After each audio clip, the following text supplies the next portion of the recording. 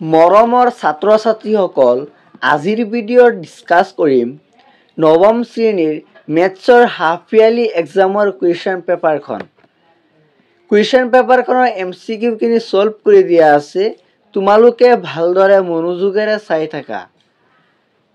বিশেষকৈ নগাঁও ডিষ্ট্ৰিক্টৰ ষ্টুডেণ্টসকলে চোৱা তোমালোকৰ কেইটা MCQ শুদ্ধ হৈছে আৰু বাকী যিবিলাক ডিষ্ট্ৰিক্টত মেথছৰ এক্সাম হোৱা নাই তোমালোকে এই কুৱেশ্যন পেপাৰটো প্ৰেক্টিছ কৰি যোৱা, বহুত ইম্পৰ্টেণ্ট হয়।